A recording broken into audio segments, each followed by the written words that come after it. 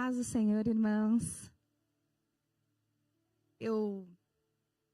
Nós vamos agora partir aqui do capítulo 1, o 2 e o 3 de Neemias. Então, abra sua espada.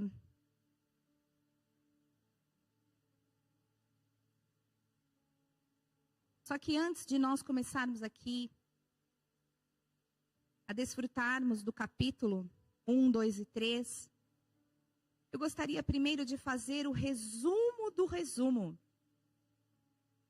para nós chegarmos ao contexto histórico da reconstrução dos muros e das portas de Jerusalém. E eu, amados, acho que esse é um assunto muito necessário para os nossos dias, porque todos nós estamos numa empreitada, a empreitada da vida, né? Todos nós temos uma área em que nós precisamos nos levantar como Neemias para buscar a direção do Senhor, as estratégias que Deus tem para o seu povo no meio da palavra ali, né? Na palavra de Deus. E para nós obtermos os mesmos resultados que Neemias, porque ele teve uma direção, um foco. Ele se dedicou naquela obra. Então, eu gostaria de falar um pouco, vamos começar aqui um pouco a partir da história de Davi. Eu peço aos irmãos que os irmãos, se puderem, né, prestem muita atenção. O texto é muito rico. É algo que nós precisamos, como o pastor falou, né? Precisamos ser crentes bereanos, ouvir da palavra e depois ir lá, né? Consultar a palavra do Senhor. Não é fácil para mim que estou aqui trazendo essa palavra. E eu acredito que também não é fácil para os irmãos compreenderem, porque a gente vai falar um pouco do contexto histórico. Então estejam bastante atentos. Então quando nós vemos aqui, não vamos começar de Gênesis não, fica descansado. Quando nós vemos aqui Davi, quando Davi morre, Salomão, o seu filho, passa a ser o sucessor. E depois nós vamos ver que Salomão também tem um filho. E esse filho chama Roboão. E Roboão agora passa a liderar e a governar. E a partir da história de Roboão, nós temos um grande marco, que é a divisão dos reinos. Eu peço que o Hackler possa colocar, se ele conseguir, aqui na tela. Veja que Roboão não liderou, não governou segundo seu avô, Davi. Mas ele é um homem, não sei que não vai ser um pouco difícil de olhar. Ele é um homem que não está caminhando sob o trilho da palavra do Senhor. Ele pratica aquilo que é o contrário. E Roboão, então, começa a ser apertado pelo povo por conta dos impostos. Os impostos estavam esganando a população. Não diferente, porque hoje nós também vemos isso, né? Mas, no meio daquela situação, levanta um homem chamado Jeroboão. E Jeroboão lidera essa rebelião. A rebelião contra o governo de Roboão, contra os impostos. E Roboão, então, começa a procurar conselhos por todos os lados. E ele ouve os conselhos dos jovens ali. E os jovens disseram para eles: aumenta a pressão no povo, dobra os impostos. Olha que terrível. E nós vamos ver ali uma divisão dos reinos. Nós vamos ver o reino norte e o reino sul. O reino norte está dividido, então, em 10 tribos. Ali, Israel e Efraim. E o reino sul está dividido em 2 reinos, que é o reino de Judá e de Benjamim. Então, amados, nós vamos ver ali que os 19 reis do reino de Israel, que é o reino norte, que está sendo liderado agora, primeiro, por Jeroboão. Jeroboão ficou com esta parte. Ele vai lá e introduz ao povo idolatria, paganismo, tudo que era mal. E nós vamos ver que na subsequência desses 19 reis, 19. Todos eles praticam o que é mal. Nós temos um símbolozinho assim, sei que não dá para ver muito bem, mas todos eles praticam o que é mal diante do Senhor. E nós vamos ver o reino sul, que é o reino de Judá e de Benjamim. Alguns fizeram o que era correto, mas outros fizeram o que é mal. Ao final da conta dos reis de Israel, nós vamos ter ali Oséias. Oséias não é o profeta, é um rei mau esse aqui. É um rei que também praticou tudo contra a palavra do Senhor. E neste marco de Oséias, quem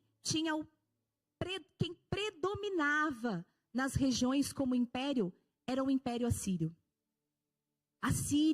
Os assírios eram fortes. Os assírios também eram um povo mau. Nós vamos ver que se você começar a desfrutar, olhar para o Velho Testamento, ali, nós vamos ver muitos assírios no meio das guerras ali, afrontando o povo de Deus, né? Mas nós vemos que Oséias não é um bom rei. E ele cai, né? Ali nas mãos dos assírios, e nós vamos ver que todo o reino norte cai. Todo. Já não existe mais. O Império Assírio engoliu o reino norte. E nós vamos ver, amados, também, que nessa predominância das regiões, os assírios, eles eram afrontosos. Do outro lado, nós temos o reino de Judá. O reino de Judá ali está em pé pela misericórdia do Senhor. Porque aprove o Senhor, por amor aos seus servos, a lidar com o reino sul de forma diferente. O Senhor haveria de corrigir o seu povo. Mas o império do reino norte, o reino do reino norte caiu. Foi diferente ali. Os assírios, então, introduzem mais paganismo, aquela misturada toda. E a gente vê que o povo começou a casar, então, com os assírios. Começou aquela grande confusão. E ali vira aquele ninho. E dá-se o nome dos samaritanos. Agora, amados, nós vamos ver que, ao contrário, o rei Ezequias, nós vamos pegar um exemplo do rei Ezequias. Ele também é apertado pelo mesmo império. O Império Assírio começa a apertar o rei Ezequias, e nós vamos ver a figura de Senaqueribe. Senaqueribe, um rei assírio, e começa a dizer, olha lá, né? Eu acabei com todos eles. Eu sou forte. Ai de vocês, sai da minha frente. E ele começou a mandar cartas apertando o rei Ezequias, afrontando o rei. E o rei, dessa forma, já não como Oséias, o rei se inclina, vai buscar a presença do Senhor, chora, se humilha e fala que está aqui as cartas. Deus, não é para mim, é para ti. Isso aqui, olha as afrontas que esse homem veio fazer comigo. E o Senhor defendeu o rei Ezequias. Veja que antes dos assírios levantar qualquer espada para ir contra o reino sul, o Senhor envia um anjo e muitos deles são mortos. Muitos. A vitória. Porque, como nós já temos visto aqui, o Senhor é um Deus, é o Deus dos exércitos, mas Ele guerreia a guerra do seu povo. Agora nós vemos, amados, que o Império Assírio continua a predominar. Eles são um povo que está ali, né, governando sobre essas regiões. E Isaías, então, fala para o rei Ezequias, fala, olha, prepara aí tudo, porque o Senhor vai te levar. E ele se humilha diante do Senhor. E busca a presença de Deus. E o Senhor fala para ele, tudo bem, eu vou lhe acrescentar mais 15 anos de vida. Mas o Senhor deu uma ordem para o rei Ezequias. O Senhor fala para ele, então vai lá e põe a sua casa em ordem. Ele tinha 15 anos para pôr a sua casa em ordem. E como muitos falharam, Ezequias também falhou. Ezequias não colocou a sua casa em ordem, de maneira que o seu sucessor é o seu filho. E o seu filho chama Manassés.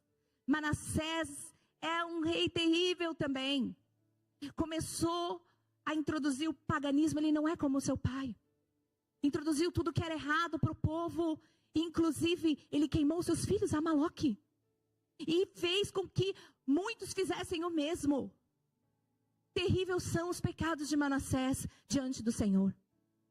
Mas o Senhor não deixou aquilo barato. E foi lá, o império que predominava eram os assírios. Os assírios tinham a Babilônia, tinha muitas regiões ali. Então, o que ele fez? Os assírios vieram, levaram prisioneiros Manassés, abocanhado com correntes na sua boca, ele foi humilhado. E foi levado cativo para a Babilônia. E quando ele chegou ali na cela, na Babilônia, ele viu, ele olhou a miséria do seu pecado. Ele viu quem era ele, o quanto ele era corrupto, o quanto ele era iníquo, perverso. E ele se arrepende. Aleluia! Porque a graça gloriosa do nosso amado Jesus é manifesta não só no Novo Testamento, mas no Velho Testamento. Ainda assim, todos eles foram salvos por meio da obra de Jesus. Então nós vamos ver que Manassés se arrepende. Manassés se humilha diante do Senhor e o Senhor o perdoa. O Senhor o perdoa e autoriza Manassés voltar para Jerusalém e continuar governando lá. Então ele volta. Ele volta e vai tentar corrigir a bagunça que ele fez.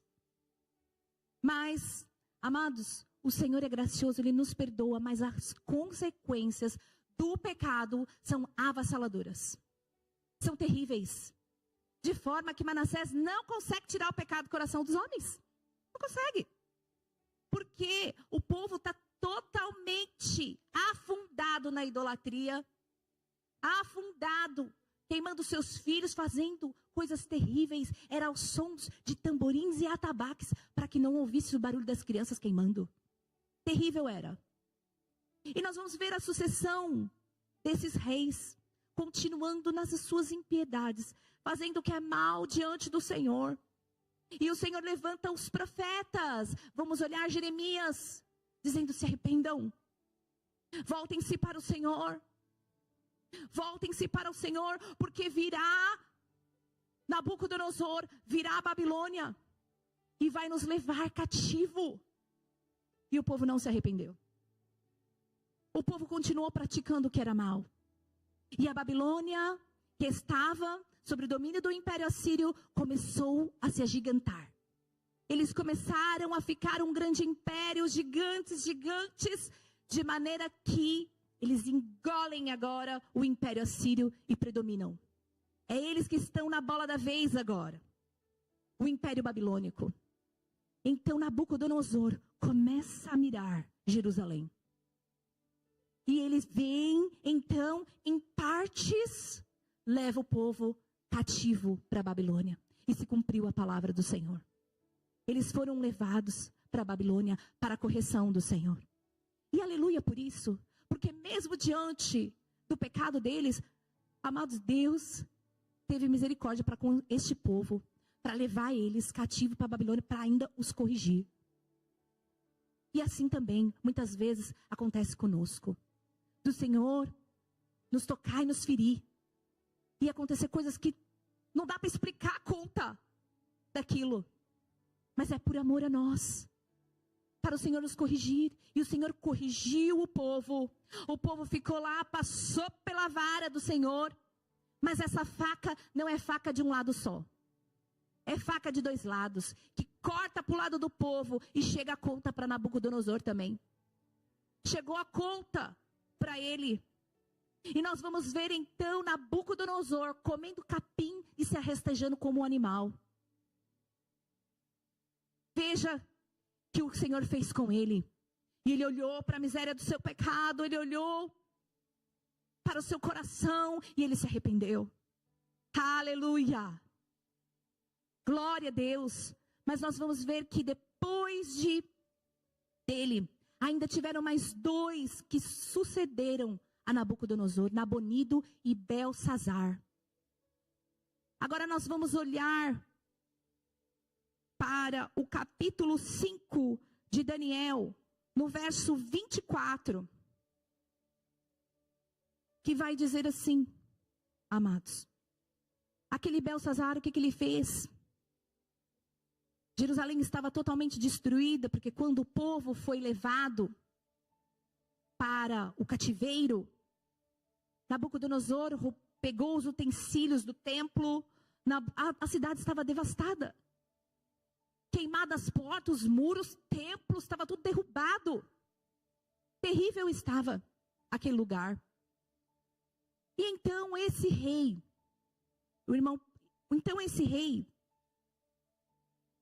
ele faz o seguinte, esse Belsazar. Ele pega os utensílios do templo, porque o povo estava lá, né, cativo na Babilônia.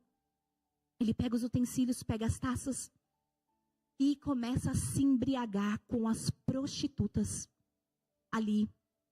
Olha a loucura dele. Porque ele já tinha visto, eles sabiam o que o Senhor tinha feito com Nabucodonosor. E eles continuaram a praticar o que era mal. De forma que uma mão começou a escrever na parede. Mene, mene, tekel, parsim. Não havia ninguém, só havia uma mão escrevendo. Aquele homem ficou aterrorizado com o que ele viu. Então, o verso 24, capítulo 5 de Daniel, verso 24, vai dizer assim. Então, da parte dele foi enviada aquela mão que traçou esta escritura. Esta, pois, é a escritura que se traçou. Mene, mene, tekel, parsim. Esta é a interpretação daquilo. Veja que eu queria falar que aquele homem ficou tão aterrorizado que ele mandou chamar os adivinhos. E todo mundo. Para tentar traduzir o que estava escrito naquela parede. E ele chama Daniel. E Daniel chega ali e fala, eu sei o que está escrito. Está escrito assim, Mene, contou Deus o teu reino. E deu cabo dele. Tekel, pesado foste na balança e achado em falta. Pérez, dividido foi o teu reino e dado aos medo-persas. Veja que na loucura e na insanidade do pecado dele, bebendo nas taças, aquela mão foi escrita e se cumpriu a palavra do Senhor. Porque os medos começaram a crescer, eles estavam também sobre o domínio da Babilônia, mas agora eles começaram a se agigantar de maneira que eles se deram através de alianças, eles ajuntaram os medos com os persas, e agora eles já são predominantes, agora eles já estão grandes, e eles dão um strike na Babilônia. Caiu a grande Babilônia. Cadê o seu orgulho? Cadê a sua arrogância e a sua soberba? A palavra do Senhor foi cumprida. Glória a Jesus. Cadê agora a grande Babilônia? Agora quem predomina aquela região são os medo-persas. E veja que o Senhor já havia falado através dos profetas que ele levantaria um rei persa chamado Ciro. E Ciro deixaria com que eles voltassem para Jerusalém para reconstruir o templo que estava devastado. E assim foi. O Ciro então deu aval para o povo voltar. Eles pegaram então os utensílios, tudo. Veja que quando o Senhor está na liderança, quando o Senhor fala, bateu a conta, agora é hora de go, agora é hora de ir, a porta se abre. A porta se abriu, o povo não precisou nem implorar, porque já estava determinado pelo Senhor, até os utensílios eles estão levando de volta. Mas nem todos foram. Alguns, como eles estavam liderando, eles lideravam as regiões, alguns não voltaram. Alguns continuaram as suas vidas ali nas regiões da Babilônia, nas regiões de Pérsia, nas regiões de Suzã, como nós vemos a história de Esther, né? Que eles estavam ali, eram judeus, mas eles estavam lá. Neemias também, que nós vamos ver aqui. Neemias não voltou com o povo. Está ali, todos na mesma liderança, mas alguns voltaram então para reconstruir o templo. E chegando lá, todo mundo está empolgado. Porque quando a porta se abre, quando o Senhor falou, eu estou contigo, todo mundo fica super animado. Mas as oposições sempre vão ter, amados. A oposição sempre vai se levantar. Tanto que nós vamos ver na liderança de Neemias, nessa série, como nós vamos ver aqui, que o povo está voltando com tudo. Com tudo. E mesmo assim, eles vão topar com as oposições. Eles vão chegar lá, com tudo, vão começar a reconstruir, todo mundo bem animado. E agora começam os samaritanos tentar se envolver e falar, deixa a gente construir junto. Não, vocês não têm parte com isso. Então nós vamos ver que mais alguns tentam enviar algumas cartas aos persas, falando, embarga essa obra. Para aqui essa reconstrução. Não dá, e começa aquela confusão. E o povo no meio da opressão, porque o diabo faz opressão, ele aperta, ele vai fazer oposição. E no meio do aperto, mesmo o povo tendo a resposta do Senhor, o povo retrocedeu. O povo parou. Raquel, pode colocar o outro. O povo parou. Então, amados, nós vamos ver que o povo tinha tudo. Mas agora já não é mais Ciro que está na conta. É outro que está. Agora está um homem chamado Esmerdes. Um Ataxerxes, que Ataxerxes era como um sobrenome de Faraó também, né? Era um subnome que dava Ataxerxes. E nós vamos ver que esse Esmerdes toma um lugar ali. Está governando. Ele está ali de intruso. E ele embarga a obra. Ele fala, para essa obra. O povo não vai nada de construir isso. Pensa, já juntou com a vontade do povo de não trabalhar, de não cumprir a vontade do Senhor, junto com a oposição que o povo voltou, já embargou, então tá bom. E eles ficaram, amados, durante muito tempo nessa conversa entre Ciro, entre esses reis, essa linhagem, eles ficaram praticamente nessa linhagem da história da reconstrução, 14, 15 anos parado, de maneira que o Senhor levanta os profetas menores. Nós vamos ver Ageu falando, gente, a casa de vocês estão apaineladas enquanto o templo está em ruína. E os profetas levantando, catucando o povo, e o povo relaxado. Mas agora levanta Dario. E o povo fala, olha, a gente tinha autorização para reconstruir o templo. E Dario começa a procurar os decretos, começa a procurar os documentos. Será mesmo que esse povo pode começar a reconstruir? Dario acha essa documentação e libera o povo. E fala, vocês podem continuar a reconstruir o templo. E o povo todo animado, reconstruíram o templo. Aleluia! Mas nós vamos ver que as portas e os muros continuam queimados. Continuam devastados, está tudo devastado, está tudo em ruína. E agora que nós vamos entrar no capítulo 1 de Neemias. Glória a Jesus. Vamos lá, amados. Nós vamos ver que Neemias, primeiro, eu quero falar que nem todos voltaram. Como a gente viu aqui o contexto só, nem todos voltaram, nem todos estão lá em Jerusalém. Alguns ficaram para outras regiões. Nós vamos ver que Dario, é tão interessante, amados. O pastor estava fazendo esses dias, está fazendo, né, a leitura dos livros. Seja um crente bereano. Quando você começar a entender e a colocar na conta da lógica, da linha do tempo, os seus olhos são abertos, você começa a encaixar uma história na outra. E você fala, nossa, é esse? Como assim? E você começa a ligar os pontos. E é tão poderoso. Então, seja um crente bereano. Desfrute da palavra de Deus, porque está tudo lá. Então, nós vamos ver que Dario, ele tem um filho. Vou falar rapidinho isso. Dario tem um filho. E o filho dele é o Xerxes. E o Xerxes é o que é casado com a Vasti. E que dá lugar, né? Vasti dá lugar lá para entrar uma outra mulher. E Xerxes casa com Esther. E ela está onde? Em Suzã. E aonde está Neemias? Em Suzã. Eu não sei por conta de como que é a situação, mas essa linhagem estão todas uma próxima da outra. Neemias, Esther, Esdras, estão todos muito próximos ali.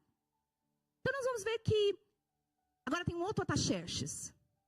Já não é o Falsismerdes, é um outro Ataxerxes. E esse Ataxerxes, Neemias trabalha como copeiro ali em Suzã. Neemias tem uma vida boa. Experimenta, né, as bebidas do rei. Está tudo bem com Neemias. Tudo ótimo, vai bem com ele. E vamos começar aqui a ler para nós entendermos como é que ele entra no meio da conversa de voltar para Jerusalém e começar a reconstruir esses muros. Neemias capítulo 1, abra sua espada. As palavras de Neemias, filho de Ecalias, no mês de Quisleu, no ano 20º, estando eu na cidade de Suzã, veio Hanani, um dos meus irmãos, com alguns de Judá. Então lhes perguntei pelos judeus que escaparam e que não foram levados para o exílio e acerca de Jerusalém. E disseram-me, os restantes que não foram levados para o exílio se acham lá na província. Estão em grande miséria e desprezo. Os muros de Jerusalém estão derribados e as portas estão queimadas. Veja que os irmãos trouxeram a notícia de como é que se dava, como é que estava Jerusalém. E eu quero falar um pouco a respeito da reconstrução. Quando nós olhamos para um cenário de alguém que vai reconstruir algo, é porque alguma coisa está devastada. E toda reconstrução, restauração, tudo isso, amados, nós temos que começar dos alicerces, temos que começar do começo. Ninguém começa a construir casa pelo teto, né? E a gente também vê que quando a gente vai fazer as nossas construções, uma construção de uma casa, por exemplo, não dá para a gente levantar a parede, teto, chão está tudo bonito, mas não tem porta e não tem janela. Porque a gente se torna vulnerável, né, aos nossos adversários. Você tem uma casa que está toda aberta, não tem porta, tem janela, qualquer um pode entrar e qualquer um pode fazer o que quiser lá dentro. Então, funcionava assim, as portas estavam derribadas, e isso significava a fragilidade do povo. Significava o quanto que o povo estava vulnerável. Eu não sei se os irmãos conhecem, já foram a Portugal, tem uma cidade que chama Óbidos. E Óbidos, ali, é uma cidade totalmente murada. Você vai ver que tem um castelo, e é uma cidade que está totalmente murada. Os muros da cidade significavam empoderamento, proteção, alinhamento, tá em ordem, tá tudo aqui correndo bem.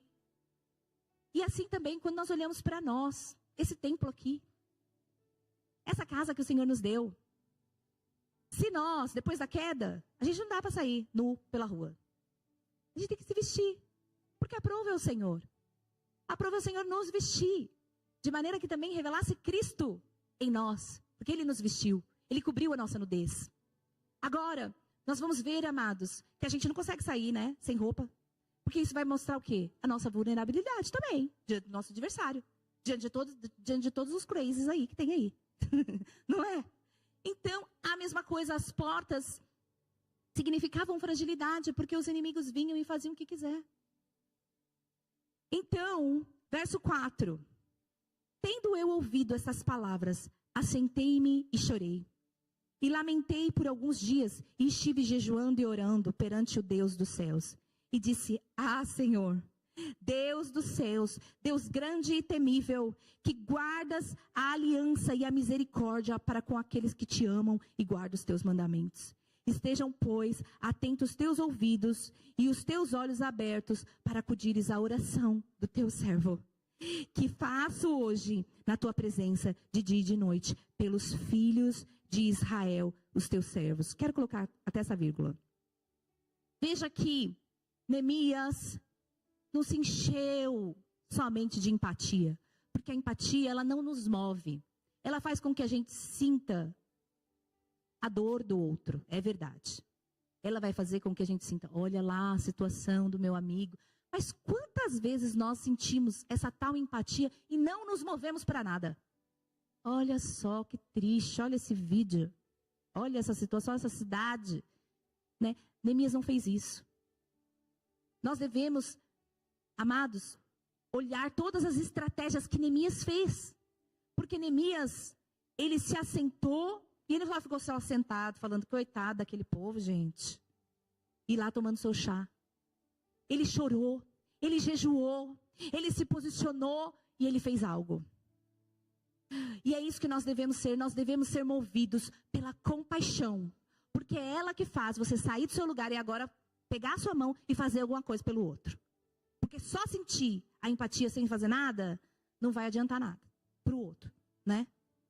Então a gente não tem só ter esse sentimento, mas a gente tem que pôr em prática a palavra de Deus. E foi isso que Neemias fez. Neemias não ficou só chorando e lamentando, mas ele jejuou. E não foi um dia não, foi algum tempo que ele jejuou. E ele se apresenta diante do Senhor e ele ora. E como ele ora, primeiramente engrandecendo e glorificando o nome do Senhor. E dizendo, quão grande e temível, que guardas a aliança e a misericórdia para com aqueles que guardam os teus mandamentos. E ele chama atenção para o Senhor. Ouve a minha oração. Ouve o meu clamor que agora faço pelos filhos de Israel. E nós vamos ver algo que Neemias faz que também é tão poderoso. Que é a continuidade que diz assim: faço confissão pelos pecados dos filhos de Israel, os quais temos cometido contra ti. Pois eu e a casa de meu pai temos pecado. Temos procedido de todo corruptamente contra ti. Não temos guardado os mandamentos, e nem os seus estatutos, e nem os juízes que ordenastes a Moisés, teu servo. Amados, que poderoso Deus está nos ensinando. Essa ordem de que não é só chorar, é nós nos posicionarmos, é orarmos. Nós vamos ver em todo o livro de Neemias o ministério de oração. Nós vamos ver que ele jejuou. Esse é um instrumento que Deus deu para nós, amados. Não adianta tentar esconder isso debaixo do tapete. Deus nos deu essa estratégia de jejum. Bora jejuar, mulher. E ele jejuou. E depois sabe o que ele fez? Ele não falou, olha lá o que eles fizeram, porque nem em Suzã ele estava. Ele falou, olha lá o que eles fizeram, estão colhendo, Jesus tem a misericórdia deles. Que muitas vezes a gente vai, né, nas orações, dizendo, olha, Senhor, pecou contra ti, o perdoa. Não, ele traz essa responsabilidade para ele. E confessa e falou, eu faço confissão. Nós pecamos. Ele traz essa responsabilidade. Nós falhamos. Nós agimos corruptamente. Ele nem estava lá, gente. Mas ele traz isso, trazendo para ele essa responsabilidade. E nós vimos na ministração anterior que eu trouxe, acerca de Abigail. O que Abigail fez quando o marido dela era um marido ímpio, um cruel. Ela falou, olha lá o que o homem fez. Ela foi lá e se humilhou. E falou, fui eu, o erro foi meu. Deus está nos ensinando essa estratégia da intercessão. A intercessão não nos coloca parte do pecado. A intercessão nos coloca no meio junto com o povo. Senhor, nós pecamos. Senhor, nós erramos. Senhor, nós somos corruptos. Senhor, eu estou confessando aqui, Senhor, os nossos pecados. É assim que nós devemos fazer pela nossa nação. É assim que você deve fazer pela sua família. É confessar o pecado daquilo que você não fez. Mas essa é a conta de Deus. Essa é a conta do Senhor. E é assim que ele ouve as orações do teu povo. Porque é assim que ele olhou para Abigail. E é assim que ele vai olhar para você. Né? Fala, olha lá minha filha que está fazendo, meu filho que está fazendo. Senhor, nós estamos agindo corruptamente contra ti. Estamos pecando e falhando contra ti. Porque como Neemias falou, se nós estivéssemos obedecendo o Senhor, estaria todo mundo reunido, feliz e contente. Mas nós transgredimos e estamos todo mundo espalhado. E assim nós temos que agir. Porque foi assim também com Jó. Jó confessa o pecado dos seus filhos. E nós devemos fazer isso, porque essa é uma estratégia que Deus dá para nós. Agora nós vamos ver, amados, que depois que Neemias ora, jejua, ele se apresenta ao rei. E eu quero ler aqui o verso 5 do capítulo 2. Capítulo 2 de Neemias, verso 5. Vai lá, mulher. E disse ao rei, ele está lá agora na presença do rei. Se é do agrado do rei, e se o teu servo acha mercê em tua presença, peço que me envies ajudar a cidade do sepulcro dos meus pais. Olha que algo tão poderoso. É algo tão pequeno, mas tem algo grandioso nisso. Você sabe que quando Esther foi se apresentar ao rei, ela não foi de qualquer maneira. Ela falou, é legítimo que eu tenho, é bem legítimo a minha situação, porque olha, né, o meu povo, o que ela fez? Ela convocou o povo. Ela falou, vamos orar e vamos jejuar. Vamos rasgar as nossas vestes, para ir, daí então eu me apresentar diante do rei. E o rei, aqui também significa o Senhor. Às vezes a gente só vai com as nossas petições, a gente não se humilha. E essa é a liderança de Davi. Liderança de Neemias, ele está nos ensinando que nós, para nos apresentarmos, nós nos humilhamos, nós choramos, nós nos arrependemos, tem confissão, tem esse lugar todo para a gente se apresentar diante do rei. Agora, quando você vai apresentar, a gente amoleceu o coração de Deus, gente. A gente vai se apresentar, agora Deus falou, jejuou, orou, renunciou, confessou, abandonou. Aí a gente vai e se apresenta diante do rei. E o que o rei faz? Levanta o cetro. Foi assim com Esther. Levantou o cetro. Tá bom a sua petição, eu vou ouvir. E assim foi Neemias, porque Neemias falou assim, se é que eu agrado. Se eu tenho agradado, olha só, gente, dá ensinamento para nós. Se eu tenho agrado, se a tua serva se acha mercê em tua presença, eu peço, aí põe a petição. Vai ter um caminho para a petição. Aí a gente fala, agora, tem uma coisa aqui que eu quero pedir. Agora eu quero pedir aqui para uma situação. E aí você apresenta a sua causa, mulher. Aquilo que você é o homem de Deus, aquilo que você está tentando nessa reconstrução aí. Nessa empreitada. Então, o rei falou, tá tudo bem. Está autorizado, você vai voltar lá. Você vai reconstruir, então. Você vai reconstruir, não, você vai estar autorizado. Pode ir lá para ajudar para sua cidade. E ele fala assim, mas agora eu também quero pedir mais coisa. Aí começa a nossa lista de pedir, entendeu? É assim que funciona. Aí ele falou assim, eu também quero mais coisa. Eu preciso de umas cartas, que você me dê umas cartas. Porque eu vou atravessar as cidades, né? Para o povo não me parar.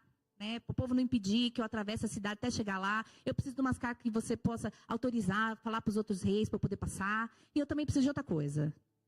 Eu preciso dos materiais. Eu preciso de madeira. E o rei falou, tá tudo bem, tá tudo entregue. Amados, quando nós estamos na direção do propósito do Senhor, quando nós estamos manifestando a vontade de Deus, quando Ele diz, cuida das coisas do meu reino e as demais vão ser acrescentadas, elas vão ser acrescentadas, gente. Quando a porta abrir, que for o Senhor, vai chegar material, vai chegar tudo. Porque o Senhor abriu aquela porta. E nós estamos no lugar de manifestar o propósito. Senhor, nós estamos juntos. Nós estamos trabalhando com o Senhor. Por que Ele não haverá de dar? E conceder o desejo do teu coração segundo a vontade dEle. Por que não? Aí então Ele tem tudo. Agora Ele tem material, tem as vigas, tem tudo.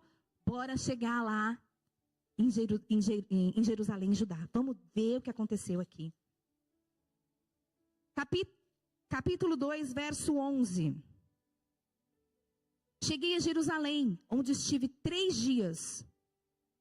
Então à noite me levantei e uns poucos homens comigo, e eu não declarei a ninguém o que o meu Deus me pusera no coração para eu fazer em Jerusalém.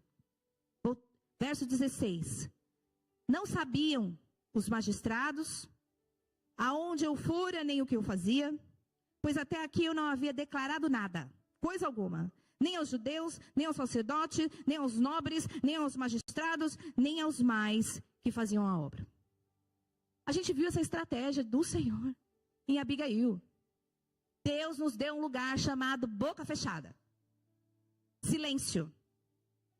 E é um lugar difícil, chama. Eita, lugar difícil. Porque a gente gosta de dar com a língua nos dentes. Contar o projeto que a gente vai fazer que nem está feito ainda. Mas a gente gosta de nos contar o projeto que a gente está sonhando com Deus ainda, está ali, né? Na situação ali. E a gente vai falar com gente que não está andando no mesmo propósito. Não tem isso. Porque o Senhor está nos ensinando, se a gente quer ter resultado na reconstrução da empreitada que nós vamos enfrentar, é o silêncio. É o lugar garantido. Que Deus vai falar. Tem o tempo de falar. Tem o tempo de contar. Tem o tempo de dividir. Teu tempo. Vai ser o tempo do silêncio. Neemias já estava com a resposta de Deus, já estava com a resposta do rei, já estava com o material, já estava com tudo, já estava na cidade, e mesmo assim não falou. Ele primeiro foi elaborar o seu plano, o seu projeto, ele foi primeiro pegar o papel, falou assim, agora vamos ver o cenário, vamos ver como é que funciona, quem é quem, vamos ver como é que está a cidade, vamos ver quem são os camaradas que moram aqui. E ele foi elaborar o seu plano, e assim nós devemos fazer. A gente deve ter um lugar de estratégia. Como é que a gente vai trabalhar juntos? Como é que nós vamos elaborar essa situação? Como é que você vai trabalhar lá no teu trabalho? Como é que a gente vai com as mulheres? Nós precisamos elaborar um plano, um projeto, um propósito. E começar na empreitada da oração, do jejum, da consagração, do propósito, para que haja o poder do Senhor. Então, Neemias tem tudo isso, todas essas coisas, ele ainda assim ficou calado. Nós vamos para o 19. O 19 está assim: porém, Sambalate, o Horonita, o Tobias, o servo Amonita, o Gesem, o Arábio, quando souberam, zombaram de nós. E nos desprezaram e disseram, que é isso que fazeis? Quereis rebelar-vos contra o rei? Então lhe respondi, o Deus dos céus é quem nos dará o bom êxito. Aleluia, ele não deu conversa. E é assim que nós devemos fazer. Porque a oposição vai ter. Não vai ter jeito, você vai ter como eliminar essa conta. Você vai estar lá, tem a resposta, tem tudo, está tudo em seu favor. A porta abriu. Mas vai ter o processo. Vai ter a oposição. Alguns vão chegar ali e vão dar lugar ao adversário. Alguns vão ver que está acabando a conta da mamata. Alguns vão ver que está acabando o meu tempo do meu reinado aqui. E aí eles vão começar a se mexer. E vão começar a se levantar contra nós. E você vai fazer o quê? Chorar? Não, guerrear. Então, veja que Neemias falou. Então lhes respondi, o Deus dos céus é quem nos dará o bom êxito. E nós, o seu servo, olha isso, amados, grava isso. Isso foi tão poderoso, eu vim pensando nisso.